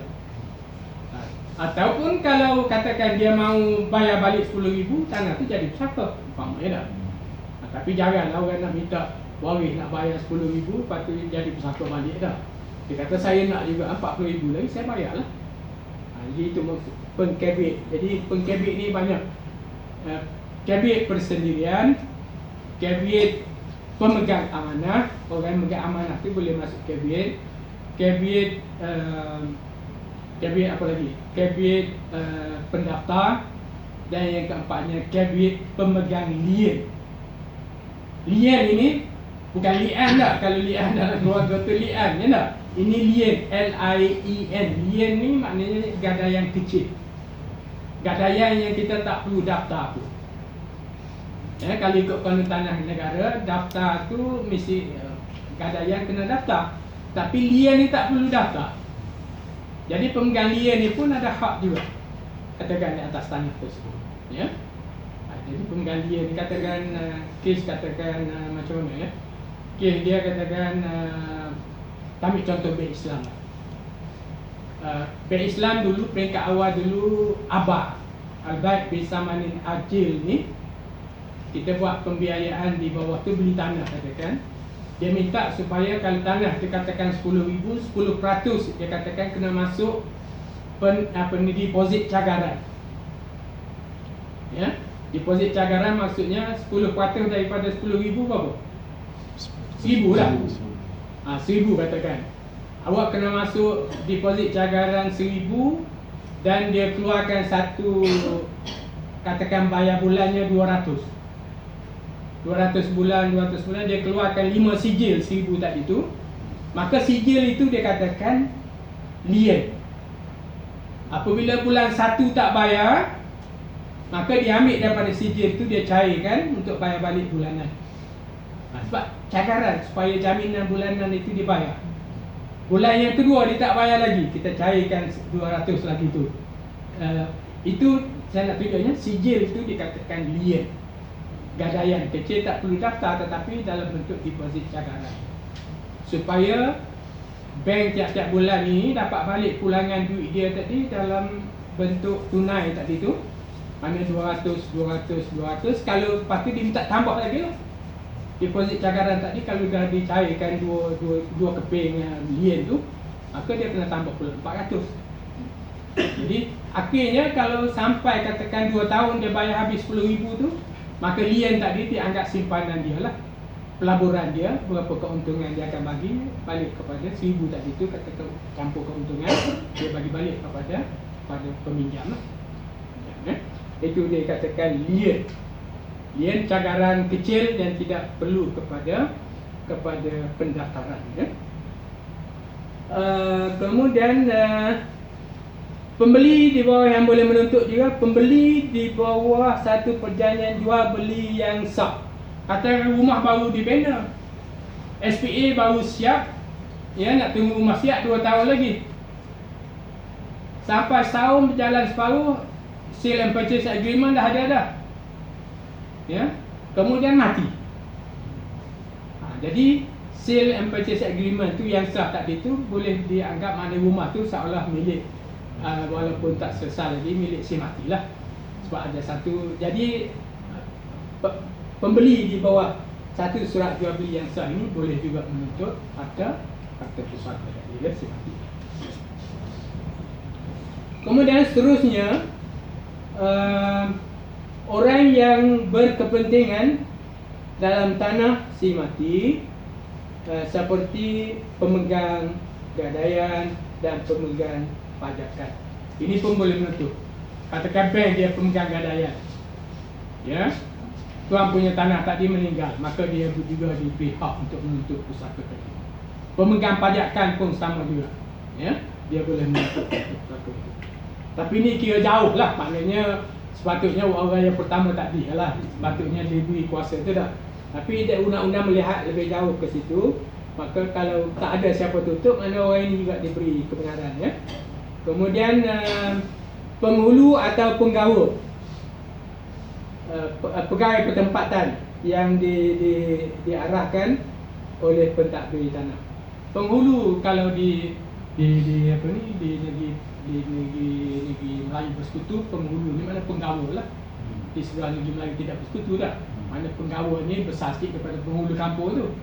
Jadi dia pula diberi kebenaran juga oleh undang-undang ini untuk tuntut pusaka tadi, supaya mana waris dalam lingkungan dia tu, maknanya pusaka ini diselesaikan, jangan tinggal begitu saja, ya.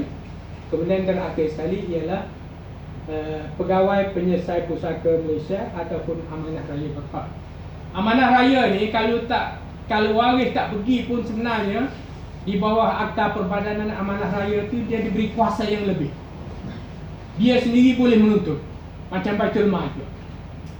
Tapi pegawai dia ni kadang-kadang orang pergi tuntut pun sebab pegawai dah makan gaji kan dah. Jadi dia buat tak tahu macam tu lah. Sedangkan duit tu masuk amanah. Jadi senar di segi undang-undangnya diberi kuasa untuk menuntut.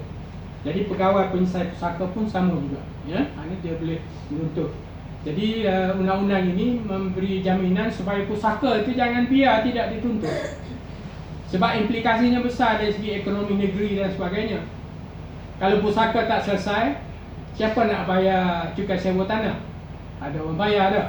10-15 tahun tak bayar pun tak apa. Jadi sedangkan itu hasil kerajaan negeri. Sebab itu saya kata maknanya pegawai pusaka negeri-negeri ni dengan kerajaan negeri kena kerjasama kempen untuk penyelesaian pusaka. Sebab ini menambahkan hasil kepada kerajaan negeri itu sendiri. Di samping kita dapat mengelak daripada orang yang makan hak orang lain tanpa dengan tidak betul. Ya. Okey, kemudian orang menuntut, kemudian dokumen yang diperlukan semasa membuat tuntutan harta pusaka kecil.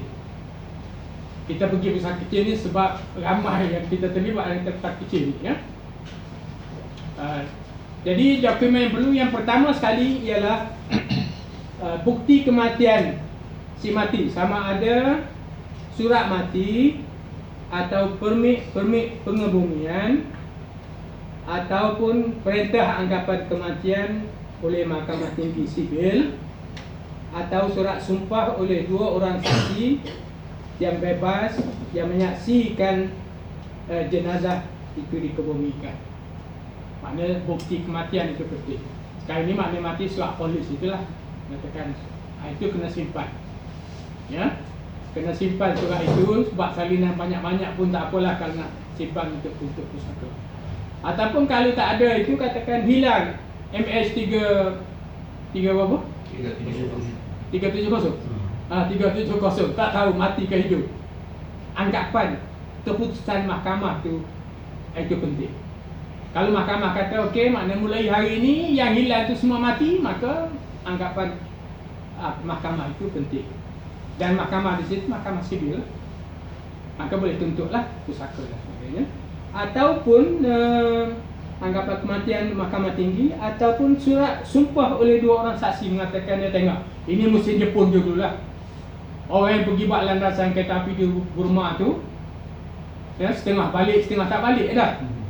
Jadi kalau ada saksi 2 orang mengatakan memang si A ni dah mati dah, saya tengok jenazah dia dikebumikan, boleh pakai keterangan dia mengatakan dia dah mati, baru boleh tuntut pusaka.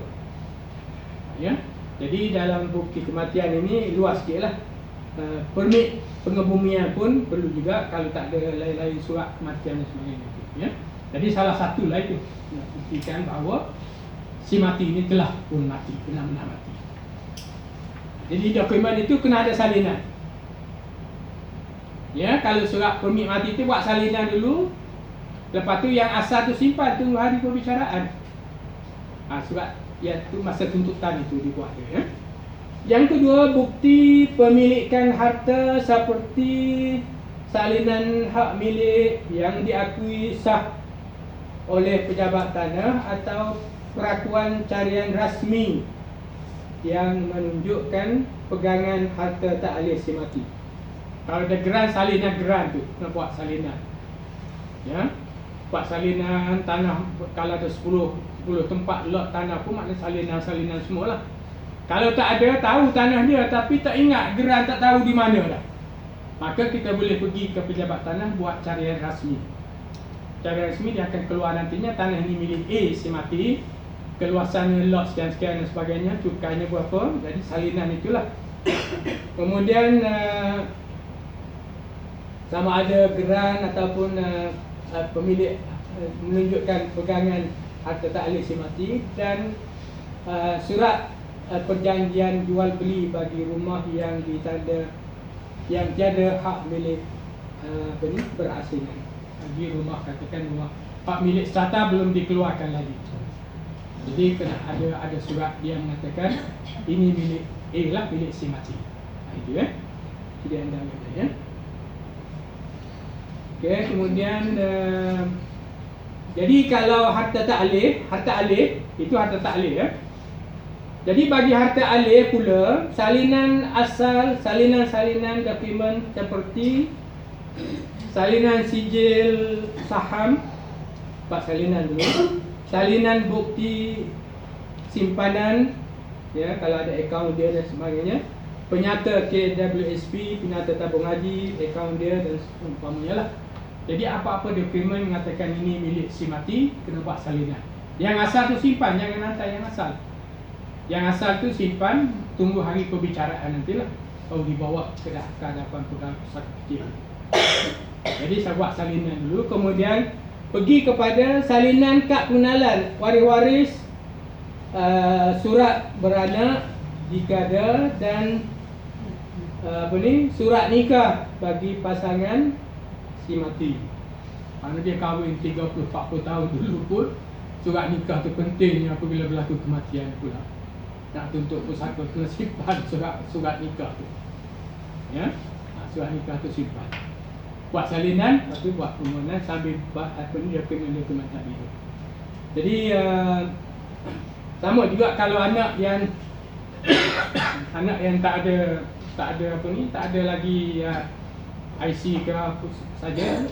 Jadi ini ada my card dah lah, boleh gunakan itulah sebagai bukti kan, nantikan dia waris. Ya. Kemudian permohonan dengan menggunakan borang khas, iaitu borang A di hadapan pegawai pusaka tu, kecil, yang memajukan borang A tadi, pegawai pusaka itu ke pendaftaran pusat di KL.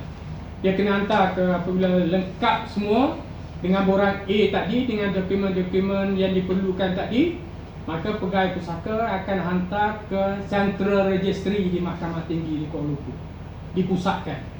Sebab dia takut pusaka itu kemungkinan dia ada tanah di Terengganu, ada tanah di Kelantan. Jadi supaya dipusatkan itu, supaya tuntutan tadi tidak bertindih dan senarai harta itu tidak ketinggalan, tidak cicit. Jadi kena adanya, kalau ada setengah tanah Terengganu, ada di Kelantan, dia kena minta KPTG mengarahkan tanah di salah sebuah negeri itu, katakan kalau Terengganu dia nak cari pusaka di Kelantan, dia kena arah surat KPTG itu kepada harta di Terengganu ini diselesaikan di Kelantan. Itu boleh berbuat mungkin juga. Dia tak mahu, maknanya tuntut di Kelantan lain, di Terengganu lain, sebab dia akan pergi pendaftaran pusat tu, untuk bertindik nanti. Dan setengah kemungkinan apabila tak ada pendaftaran pusat tu, waris-waris tersicir pun ada, harta tercicir pun ada. Jadi dia kumpul tu tuntutan satu tu, lepas tu hantar ke pendaftaran pusat. Seluruh negara ni kena hantar ke Central Registry Mahkamah Tinggi Kuala Lumpur. Dia cek semua, tak ada tuntutan lain lagi, waris pun orang yang sama, harta pun sama, maka dia pulang balik kepada pegawai pusaka negeri itu. Maka pegawai pusaka pun dah, dia ada guna kertas-kertas tertentu lah, warna hijau, warna merah apa semua tu. Jadi mengatakan kalau turun warna hijau tu, maknanya pusaka tu dah boleh bicara kuasa dah lah. Maka pegawai pusaka tadi akan panggil waris-waris untuk bicara kuasa lah. Panggil semua, hadir, maka dia akan laksanakan pembahagian atau perbicaraan pusaka semati. Ya. Jadi kemudian yang terakhir sekali, proses perbicaraan dinyatakan dalam Seksyen 11, 12, 13, 15 Akad Pusaka Kecil ini. Jadi prosesnya, kita kena ingat bahawa di hadapan pegawai pusaka itu, dia statusnya sebagai magistrat. Maknanya dia akan panggil saksi-saksi, kalau tak hadir satu kesalahan. Perbicaraan pun berlaku dengan cara sumpah, ikrar, ya. Kemudian keterangan-keterangan saksi pun diberi dalam mahkamah itu, dan perbicaraan itu boleh dia isytiharkan. Sama ada di pejabat dia isytiharkan sebagai mahkamah magistrat di situ, ataupun pegawai pusaka tadi dia kata okey, Dewan Bandaraya kita isytiharkan, Dewan Orang Ramai. Kalau dulu di kedai kopi pun di isytihar mahkamah dia bicara pusaka. Di bawah pokok gerai-gerai itu pun dia kata ini mahkamah kita bicara di sini. Sebab nak beri kemudahan. Tapi sekarang ini dah ada kemudahannya. Waktu itu di pejabat tanah, maknanya orang datang bicara di, ada satu ruang di pejabat tanah itu sebagai mahkamah dia lah. Jadi dia akan panggil keterangan semua, dan saksi-saksi pun boleh soal jawab, dia diberi secara bersumpah. Kemudian dia boleh panggil pula mufti-mufti kalau perlu pada hukum dan sebagainya.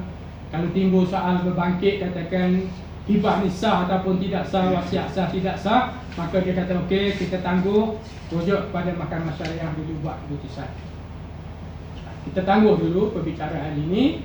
Timbul soal harta pencarian, isteri kata harta ni sepencarian tapi dia tak tuntut lagi. Pegawai pusaka kata, okey, kita tangguh, isteri pergi tuntut dulu harta sepencarian di mahkamah syariah. Ada. Kemudian kalau berbangkit lagi soal waris ini sah tidak sah dan sebagainya, maka pegawai pusaka, okey, kita tangguh, pergi pengesahan di mahkamah syariah dulu. Jadi itu perkara-perkara yang perlu diteliti. Mana pegawai pusaka pun dia kena faham lah. Ya, kalau ada pertikaian sampingan, dia kena catat apa yang dipertikaikan. Di kalangan waris tu katakan nak selesai tak boleh. Yang ni kata macam ni, yang ni macam ni, itu dikatakan collateral dispute ataupun pertikaian bersampingan. Maka dia kena catat dalam minit dia tu, makna kes ini ditangguhkan sebab ada waris yang timbulkan soal anak salah seorang waris ni anak yang tak sah taraf, kena buat putusan dulu, kena pergi pengesahan di mahkamah syariah. Itu yang apa ni, yang perlu diberi perhatian. Demikian jugalah kalau timbul soal-soal hukum syarak yang lain, maka kena pergi ke mahkamah syariah. Tapi kalau tak timbul itu semua, dia pun bicara berjalan, keterangan dah beri semua, fatwa-fatwa pun kalau perlu diminta dah semua. Kemudian barulah dia boleh keluarkan satu perintah pembahagian.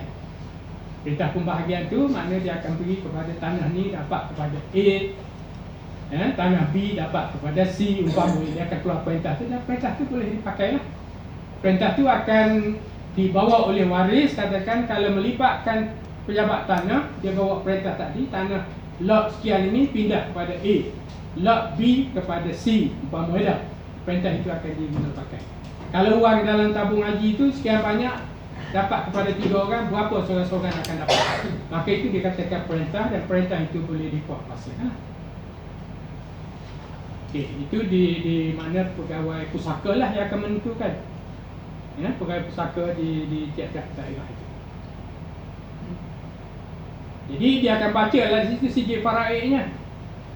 Sekian waris dapat sekian banyak, faraidnya maknanya saham-saham dia itu akan baca, dan dia akan tanyalah nak ikut sijil ke, sijil faraid ke, ataupun ada pilihan lain. Nak selesai cara muafakat ke, itu bergantung kepada waris lah. Kalau setuju nak bagi sama banyak, dia katakan okey, setuju bagi sama banyak. Jadi yang akan menentukan itu bukan mahkamah syariah, tapi yang akan menentunya adalah pegawai. Kalau pusaka kecil, makna pegawai penyelesai pusaka. Okey.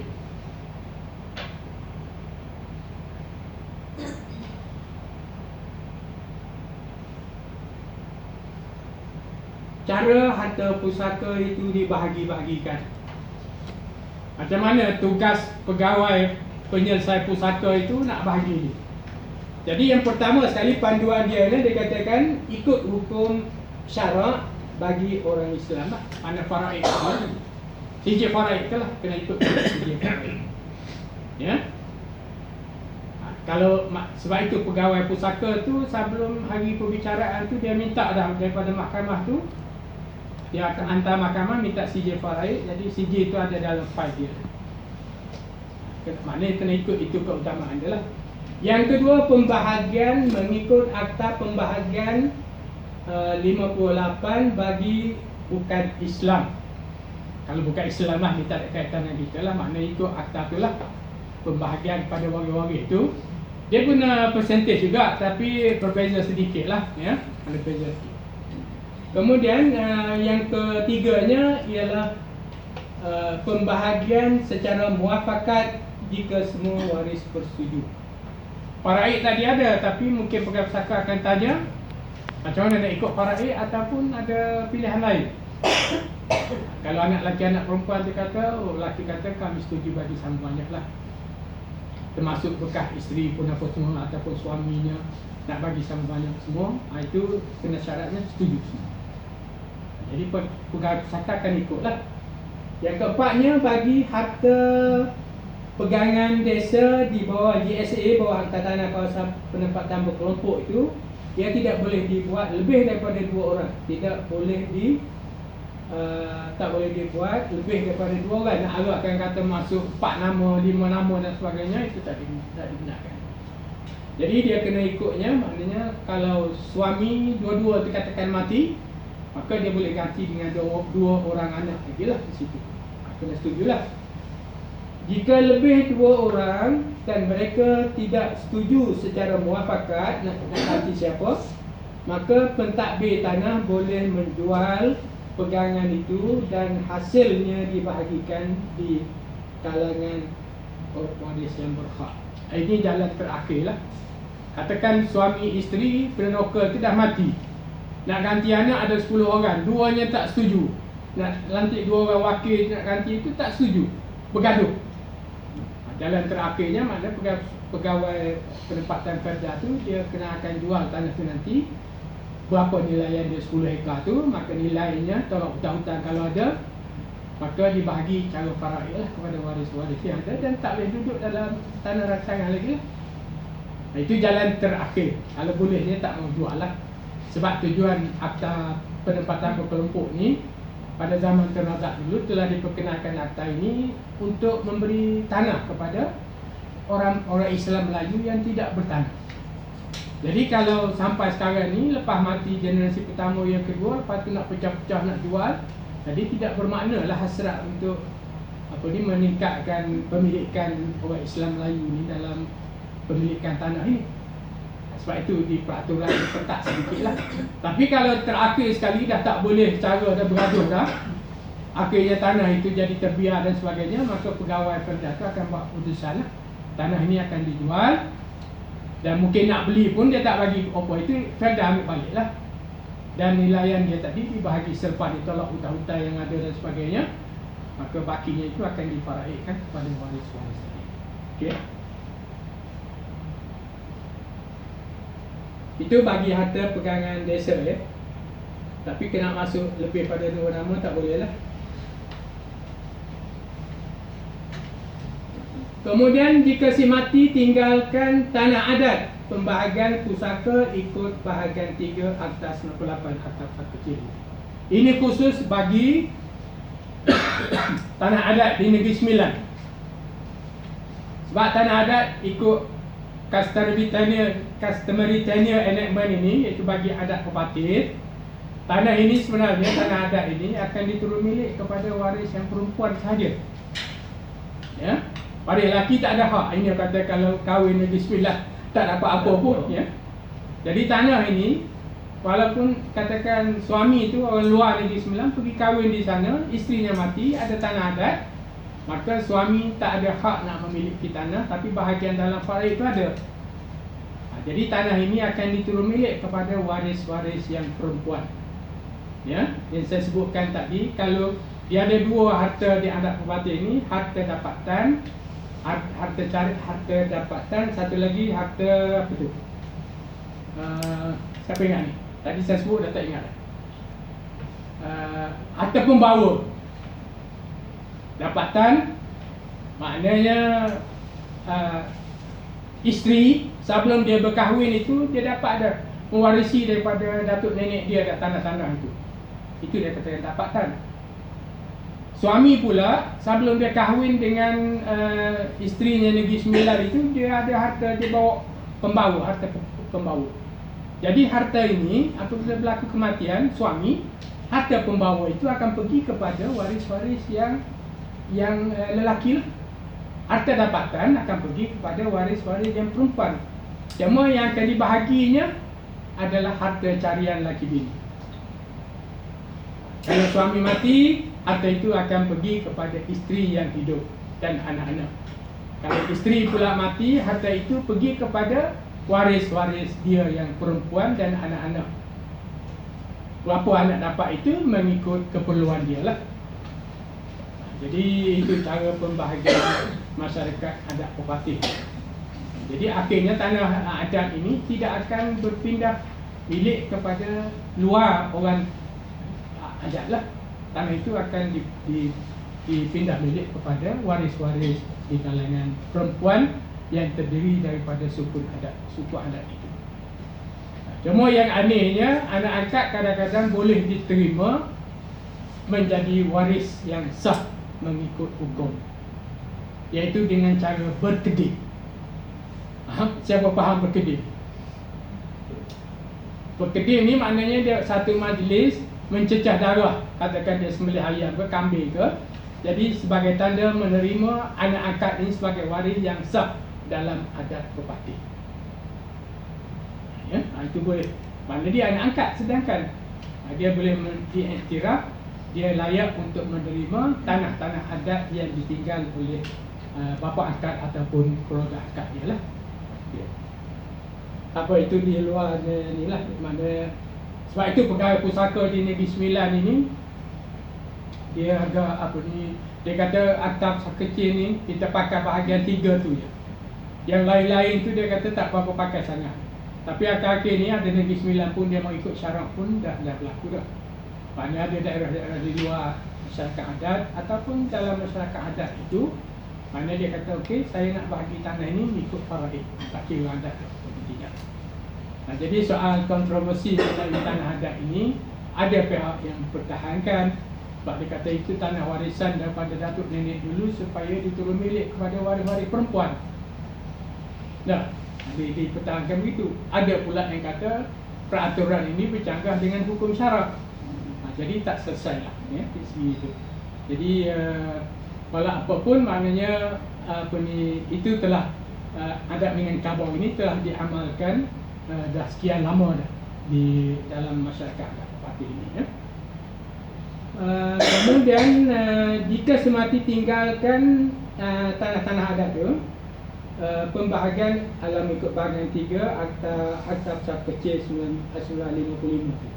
Kemudian yang seterusnya, perintah jualan secara tender dikeluarkan dalam keadaan tertentu seperti peruntukan Seksyen 15(4) Akta 98 itu. Mungkin tanah-tanah adat ini kadang-kadang ataupun di dalam akta pusaka kecil ini kadang-kadangnya tender dikeluarkan supaya harta ini dijual untuk dibagi kepada waris itu. Ada di bawah peruntukan 15(4) ya, akta kecil.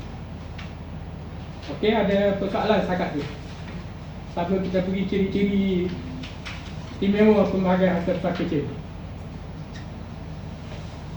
Berapa persen? Dari hari juga. Sekarang ni pukul 11.05 dah. 10 lagi. 10 minit lagi. 10 minit lagi. Apa jam ni sekarang? Kita berhenti 10 minit dulu. Lepas tu sebelah kita ada 1 jam lebih lagi tu untuk ni. Kita boleh rehat sekejap dulu. Boleh ya? Boleh, Rehat dalam 10 minit, minum-minum dulu. Sila. Kuih lagi. Sila. Minum. Harga tu hanya dialihkan secara pusaka, maknanya tak